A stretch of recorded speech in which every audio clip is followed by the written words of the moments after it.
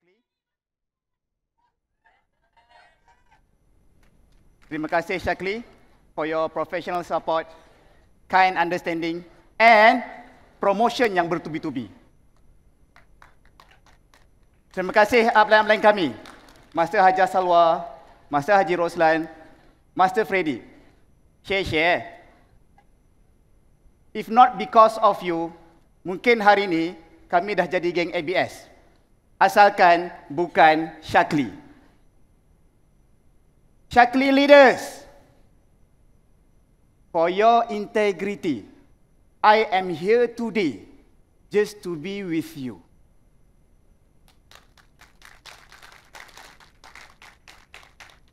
And of course, Irish family. Ada ke dalam ni?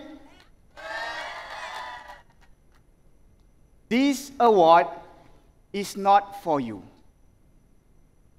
This elite master, by far the highest ever, this is you.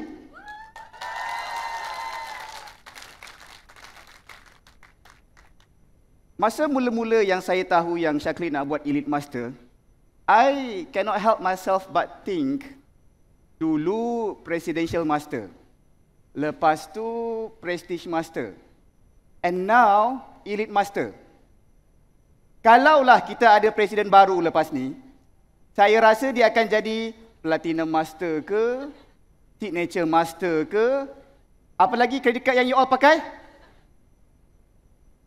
Aeon master, Grab master, Shopee master, Lazada master. Dah 15 tahun saya tak buat kad kredit baru.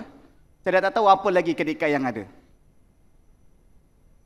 Baru-baru ni saya ada beli rumah. Settle bayar booking, saya pun apply loan.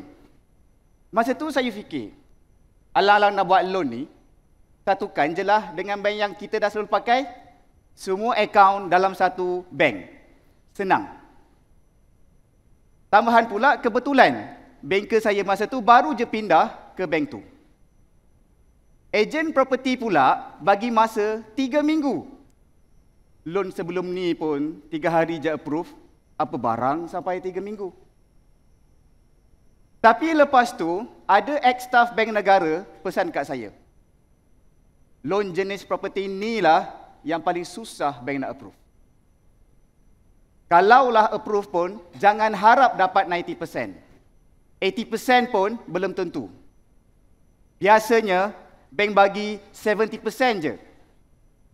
Sebab kalau jadi apa-apa, bank jenis, loan jenis, property jenis inilah yang paling tak laku. Okey, saya faham Pak tu. Macam kalau beli kereta Ferrari pun, bank memang tak akan bagi sampai 90%. Tapi lepas tu dia sambung. You ni pula income business. Tak stabil macam makan gaji. Bukan nak cakap apa bro. Harapan you ni sangat tipis. Baru nak tarik nafas. Denyut jantungku berdebar, terasa indahnya. Hello Encik Zainul. Ya, kenapa? Since loan you ni lebih 3 juta, kena approve by board of director. Lambat sikit ya? Kenapalah dia orang ni tak cakap masa saya sebelum sign booking lagi? Kalau jadi apa-apa, burn deposit beratus ribu tu. Saya buat-buat relax and buat-buat bertenang. Tunggu je lah. Hari berganti hari, minggu berganti minggu. Loan masih tak approve. Bila follow up, banker tu cuma cakap, Semua dah okey. Semua dah perfect. I pun tak faham apa yang diorang hold. bila dah 2 minggu pun tak ada jawapan, saya kena buat backup plan. Dengan masa yang tinggal, sepatutnya saya apply dengan bank-bank yang kecil. Senang sikit nak approve. Tapi, saya hantar juga ke bank-bank besar dengan bank-bank overseas. Bank yang dikatakan harapan tipis tadi tu. Saya tak hantar dekat bank-bank lain. Am I crazy? Yes, I am. Am I stupid? Well, let's see. Rumah yang saya nak beli ni, harganya at least double every 10 years for the last 40 years. Sebab tanah dia freehold, individual title, bukan bumi lot ataupun bumi reserve. Rumah ni sangatlah hot. Kalau you up for sale hari ni, sebulan 2 je confirm sold. Dia sangat hot sampai susah sangat nak beli untuk investment. Sebab majority buyers beli untuk duduk sendiri je. Yang kedua, rumah ni juga row yang paling banyak menteri, paling banyak royalty, and paling banyak billionaire family. Dah macam Beverly Hills. Kalaulah jadi, saya the last few people yang tak ada Tengku, tak ada Datuk, tak ada Tan Sri. Yang I ada cuma puteri and isteri. Itu pun only one, not 3. It is a hot shot. It is a hot spot among the hot shots sebab Istana, Parlimen, KL Financial Centre, 5 minit je. Ketiga, rumah tu juga nombor 1 paling favourite di kalangan expat. Kawasan dia selamat, penduduk dia smart, fasiliti dia lengkap, and township dia punyalah compact. You can just walk from shopping mall to the jungle. From hospital to the train station. From the pasar besar to cafe hipster. Sebab hujung ke hujung 3 kilometer je. Dan yang paling penting, postcode KL. Ada ke siapa-siapa yang duduk KL kat sini? Ada? Kita je yang faham kan? Kalau kita tanya orang, you duduk mana? Dijawab KL. Kita punyalah excited, KL belah mana? And dia jawab, Setia Alam. Sejak bila Setia Alam ni KL? Itu on the rumah. Now kita tengok on the financial pula. Masa tu saya ada 3 kereta and few property for investment. Semua hutang tu dah settle. Credit card tak pernah ada outstanding. Pakai pun sebab nak point. So every month baki memang kosong. Personal loan, tak pernah buat, tak ada plan nak apply, and tak pernah ajar downline. At least, duit K dalam SP, kami tak pernah keluarkan pun lagi. So financial kami not so bad jugalah. Lagipun, kita ni buat bisnes Syakli kot. Ada ke bank yang berani reject? Tak sampai seminggu, bukan takat semua bank pun approve. Siap nak bagi maksimum 100% lagi. Rate pula lowest ever, 2.8% je. Sampai hari ni, ex-staff bank negara tadi pelik. Macam mana orang biasa-biasa macam saya boleh dapat offer best gila. So, kalau ada di kalangan you all yang berfikir, berbaloi ke buat bisnes Syakli ni? I dah buktikan pada you. Kalau bank yang kedekut tak hidung pasen pun percaya, kenapa bukan kita?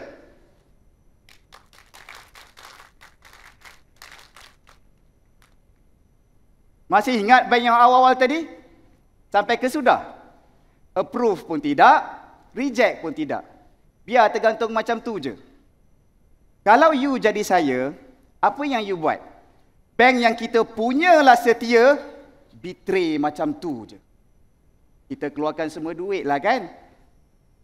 Itulah yang your team perlukan sekarang. Loyalty. Kalau nak downline setia dengan Syakli, and setia dengan kita, kita yang kena setia dengan dia dulu. Adakah kita bersama dia masa senang saja? Atau kita sama-sama struggle jika sebaliknya? Hanya bila tim betul-betul percaya yang kita memang setia, barulah mereka sanggup berjuang tak kira apa pun cabaran in the future.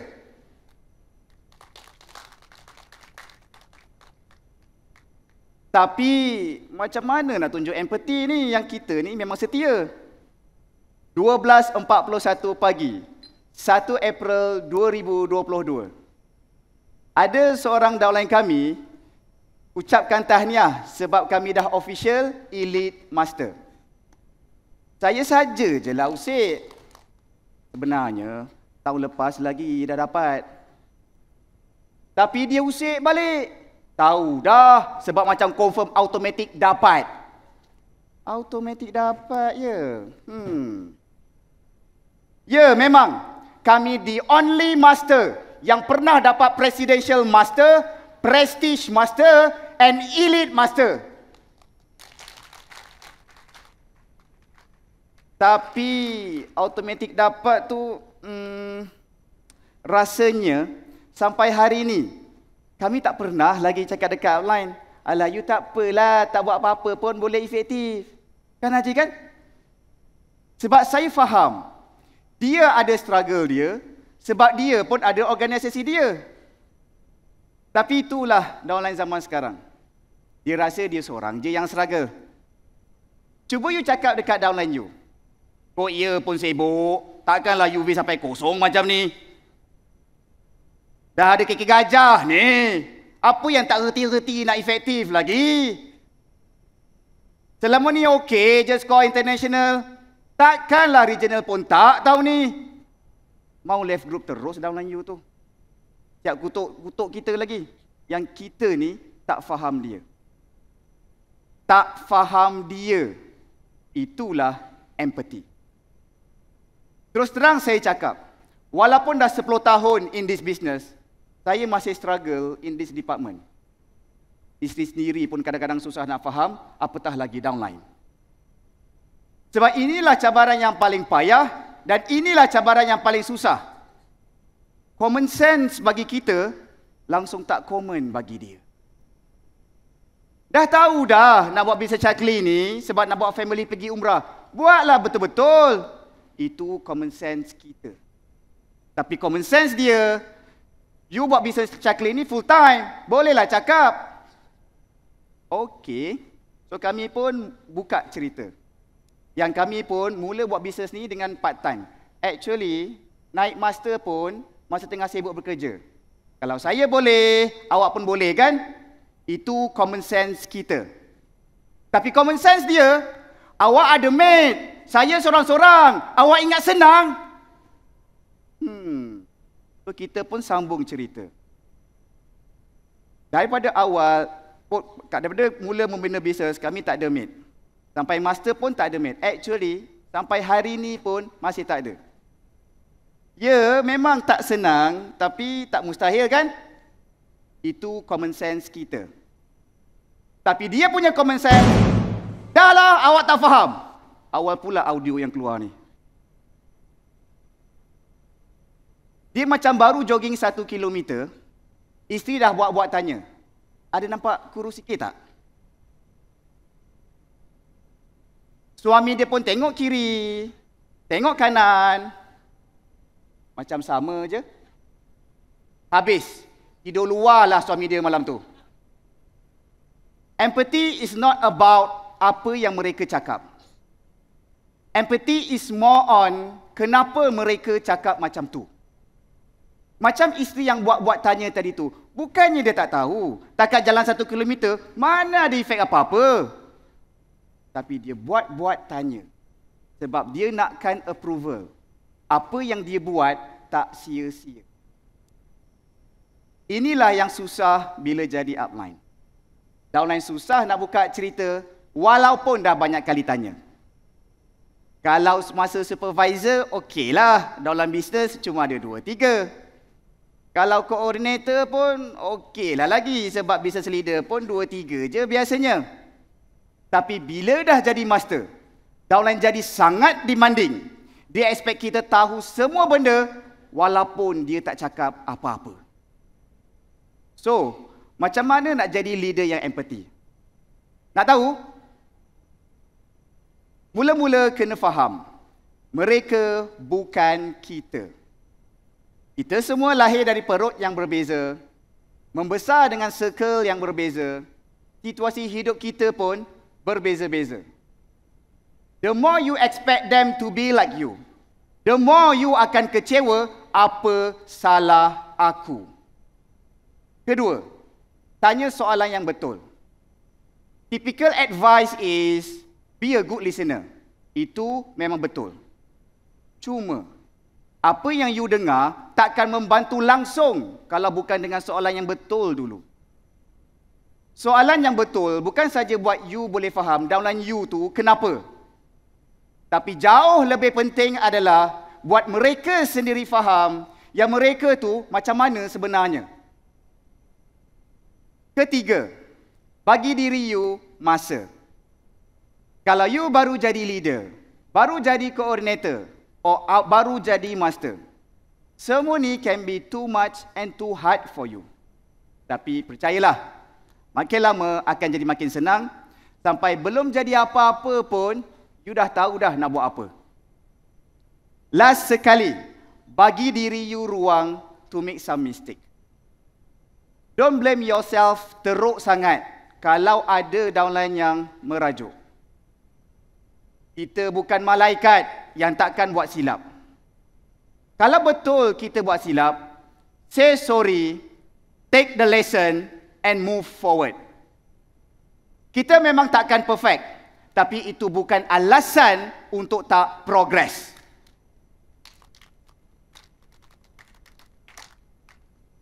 Masalahnya, banyak yang confuse antara empathy dengan simpati.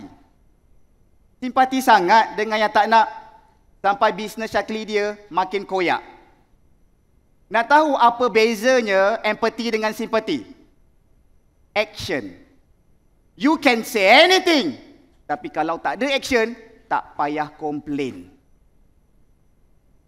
Perasan tak? Bila hidup berkapal ni, antara soalan yang paling susah nak dapat jawapan is, nak makan mana? Nak makan ni, tapi dah lama tak makan tu. Nak makan tu, tapi kalau order, lambat sangat tunggu. Nak makan ni, tapi kalori dia banyak sangat. Gemuk I nanti. Tiba-tiba je, kalau I gemuk sikit, you sayang I lagi tak? Kita punyalah peluh-peluh nak jawab, sebab kereta pun tak sempat nak start. Bila dah ada nak kecip deret ni, lain pula ceritanya. Dengan budak-budak ni, soalan yang saya paling malas nak tanya is, korang nak order apa? Sebab confirm, masing-masing akan order asing-asing. Tapi, tak pernah habis. Dah bagi tahu, dah tahu tak habis tu. Share je lah. Tapi masing-masing tarik muka, macam kita pula yang salah. Sebab itulah, isteri makin beranak pun, suami masih tak reti-reti nak beranak lagi. Duk kumpul kat situ je. Benda ni kena ubah. Kalau tak, Syakli je lebih. Tapi obes macam Michelin. So, setiap kali tanya korang nak order apa, saya bagi term and condition. Kalau order dan tak habis, no gadget for the day. Apa je lah yang kita boleh cakap kat budak-budak zaman sekarang ni kan? Suddenly, saya order dengan abang je lah. Saya nak order ni, tapi saya nak share. Adik, kita share makanan ni boleh tak? Tiba-tiba je jadi pandai, tiba-tiba je jadi boleh. Yang tak tiba-tiba, badan kami sama je berat. Dalam-dalam kita, leader-leader kita, or even master-master kita, bukannya tak tahu nak buat apa. In most cases, lack of ownership ni lah yang buat mereka tunggu dan lihat saja. Kalau buat apa-apa pun, upline aku yang kaya. Tunggu je lah upline buatkan. Dia juga yang nak FLPC aku kan. Kalau jadi apa-apa, upline patutnya buat macam grup tu, buat macam upline tu. Padahalnya, kita dah habis berpuluh jam coaching dia seorang. Kita dah habis tol, habis minyak, turun sana sini, coaching tim dia seorang. And kalau kita buat apa yang dia cakap, tak ada pula dia join, tak ada pula dia ajak downline. Actually, tak ada pun dia kisah langsung. Duit, inilah masalah bila tak ada ownership. Duit nak, tanggungjawab tak nak. Dia macam mak-mak yang middle age ni, bila dah lama tak datang bulan, tahu-tahu double line. Alamak, kenapa macam ni? Why so mafan one? saya tak faham exactly which part yang dia tak faham. Kenapa orang macam ni tak ada ownership? Mimpi yang mereka ada terlalu kecil. Bila mimpi yang terlalu kecil, hanya sebab dia rasa duduk flat and bawa kancil, dia rasa Honda HR-V tu mustahil. Hanya sebab dia buat bisnes ni part time, dia rasa dia tak ada masa macam master-master yang lain. Bila mimpi yang terlalu kecil, mereka jadi takut. Takut apa orang kata, takut kalau tak jadi muka nak letak mana, pun jadi malas. Buat apa nak susah-susah, laki kan ada. Buat apa nak sungguh-sungguh, bukannya boleh bawa masuk kubur pun. Itulah kata buat bisnes Syakli. Tapi layan sangat ajaran sesat orang yang tak buat bisnes apa-apa. Hidup ini terlalu keras. Kalau kita tak berubah when we have the option, kita akan dipaksa berubah with a worse given situation. Masa itulah dia akan salahkan semua orang kecuali dia sebab dia memang tak buat apa-apa. Kalau you sayangkan tim you kena selamatkan mereka. Make them accountable, barulah they will take some action. Untuk poin yang last ni, saya kena bagi kredit to one of my son. Let's call him the brainiac. Kecil-kecil dah suka dengan benda-benda yang deep. So one day, dia cakap something yang brilliant. So I asked him, okay tak if I share with my team? Dia jawab, provided you give me the credit. So the next time you nak share benda ni, pastikan you bagi kredit ke dia. Masih ingat apa 3 poin tadi? Loyalty, empathy, and accountability. Macam 3 jari ni. 3 jari-jari ni saja pun dah boleh dah buat angkat barang. Jari kelingking je pun boleh. Tapi kalau tak ada support daripada ibu jari, kita akan jadi makin penat, kita akan jadi makin tak larat. Sebab itulah nama dia ibu jari. Jangan tanya saya kenapa bukan bapa jari. Sebelum saya share apa yang ibu jari sangat tu, saya nak share dulu dilema yang anak-anak saya pernah ada and I think masih ada. One of my son, kalau tadi tu the brainiac, yang ni kita panggil the DJ. Suka memeriahkan majlis dengan teka-teki dia. Satu hari tu dia balik dari sekolah and mengeluh. Mami, ada ke kawan-kawan kata yang kita ni kaya? Mak dia pun tanya, kenapa kawan you cakap macam tu? Si DJ tu pun jawab, sebab dia nampak kita pakai BMW. Saya kind of suka budak tu. Have good taste in cars. I mean, at least kecil-kecil dah tahulah how cool BMW is compared to Mercedes. So saya pun tanya dia, you rasa macam mana? Kita ni kaya ke? Terlamba je dia jawab. Kaya apa benda? Minta apa pun tak pernah dapat. You bayangkan, dah ikut travel luar negara every quarter. Dah bagi naik kapal terbang every month. Dah bagi tidur hotel every week. Yang dia kira cuma bila kita tak belikan kad RM2 boy dia tu. Sebab itulah nama dia budak-budak, bukan adults. Daripada muka you all ni, saya rasa mungkin you all fikir, kedekut betul Master Zack ni. RM2 pun berkira.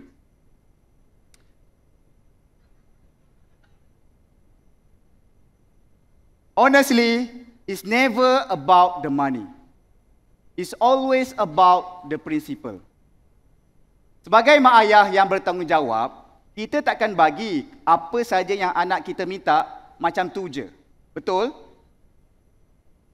Ada masanya kita sengaja tak bagi sebab kita nak dia dapat lebih dari RM2 tu. Contoh, kalau saya tak belikan, tak adalah kad-kad tu bersepah dekat rumah. Faham-faham je lah mainan kad ni. Mula-mula je excited, lepas tu jadi sampah. Bila kad-kad tu tak bersepah-sepah kat rumah, tak adalah budak-budak tu kena marah. And tak kena marah dengan Master Zack is your happy day actually. Bila saya tak belikan, boleh pula dia pinjam dengan kawan-kawan.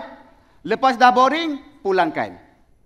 Main kad dapat, skill bersosial pun dapat.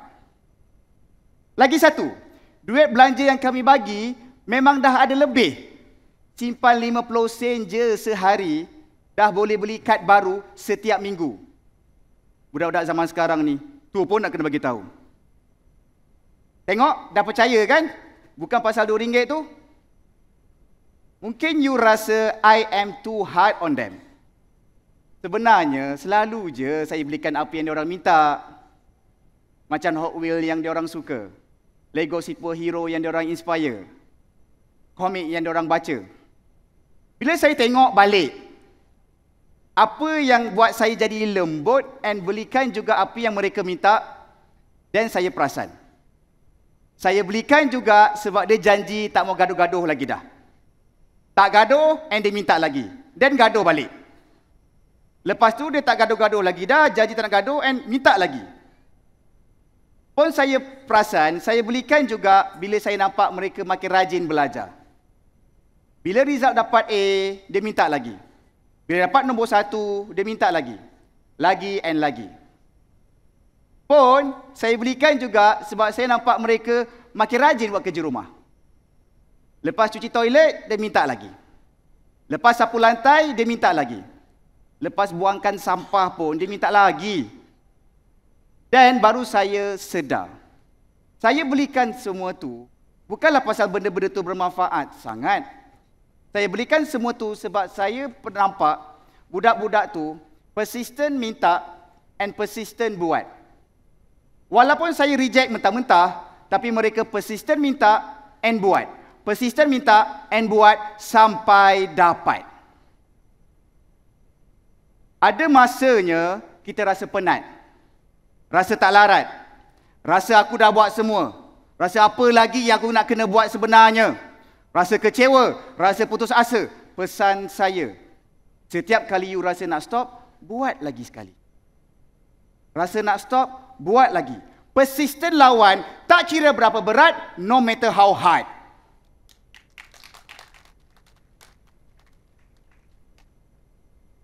No matter how hard you think Tuhan is on you. Minta up rank tak dapat-dapat. Minta efektif pun cukup-cukup. Nak complete car bonus pun semput-semput.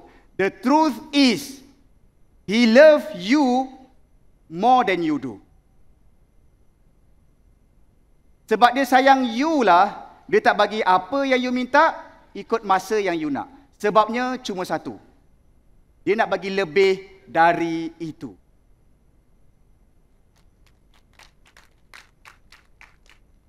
Cuma, kita kena percaya dengan timing dia, kita kena percaya dengan planning dia. Selagi kita persistent, sooner or later, Tuhan akan bagi juga apa yang kita minta. Kalau bukan hari ini, esok lusa semestinya. Kalau tak sebanyak yang kita sangka, saya pasti jauh lebih banyak dari yang kita jangka. Masih ingat apa yang saya kongsikan tadi? Yang pertama, loyalty. Yang kedua, empathy. Yang ketiga, accountability. And yang terakhir, persistency. So kita dah habis introduction, now kita masuk ke poin yang penting.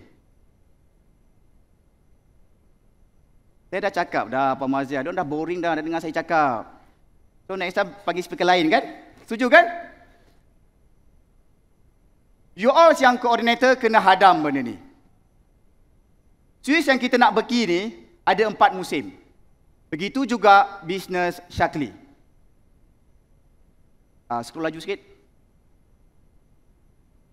Musim bunga ni masa untuk kita tanam benih. Masa inilah kita rajin share. Masa inilah kita rajin reel. Masa inilah semua orang rajin jadi tiktokers. Dan masuk musim panas. Masa ni kita go one level deeper.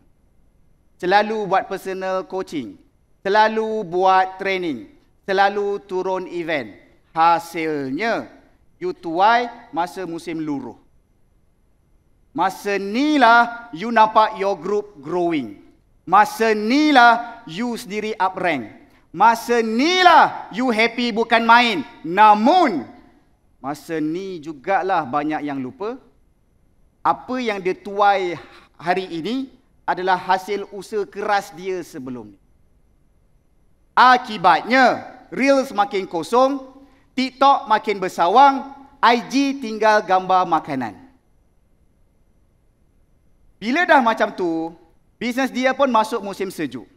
Bela tak tahu kenapa, bela tak tahu nak buat apa. Just salahkan downline yang tinggalkan dia. Salahkan upline yang tak buat apa. Salahkan Shaklee tak buat promotion gila-gila. Salah semua orang kecuali dia.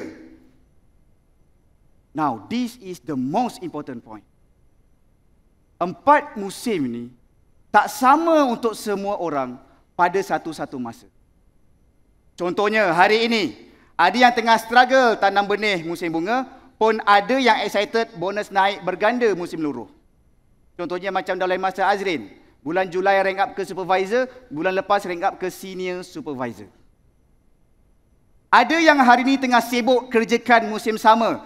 Macam Master Eva, Master Zarina, Master Najat. Sana sini turun coaching, sana sini turun training. Pada masa yang sama, ada yang sengaja tak nak turun Elite Master, hibernate sorang-sorang dalam dia punya igloo winter. So, jangan rasa, jangan nak perasan orang lain pun down hanya sebab you yang kecewa.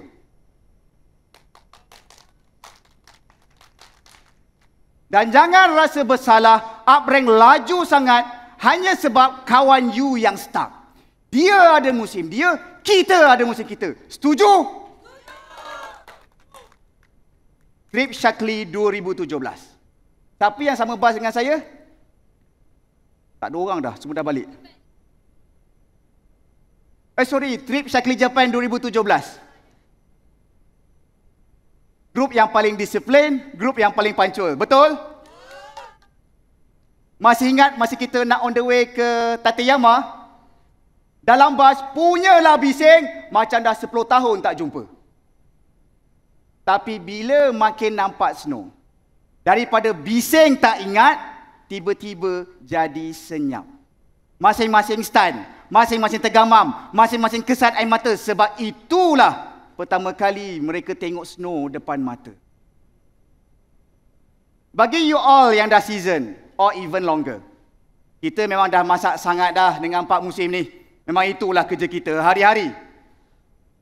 Tapi bagi you all yang pertama kali nampak snow, pertama kali rasa betapa sejuknya winter, jangan rasa cepat kecewa sampai tak buat apa-apa. Masa winter ni lah kita kena take that. Mana slide ni, Lip? Aduh, hai slide ni pun. Masa winter ni kita kena take that. Kuatlah sikit. Kita kena take that. Kita kena prove our loyalty. Kita kena show our empathy. Kita kena bersama yang ada accountability. Dan yang paling penting, kita sendiri mestilah sanggup persistensi. Sebab apa? Sebab kita nak take that. Take that. Memang tak ada orang lain yang nak buatkan. Kita yang kena berdikari. Kalau ada yang masih dalam igloo, get out, susun plan and jalan. Sebab apa? Sebab kita nak take that. Berapa lama you punya winter bergantung berapa keras you punya action. Ada yang ambil masa seminggu 2, ada yang ambil masa sebulan 2, ada yang ambil masa setahun 2, dan ada yang suka duduk dalam igloo winter forever. But that's not gonna be me, sebab I will take that. I will take that. I will take that. Shaklee family, I believe in you, but I cannot wait for you. That's all from me. Thank you.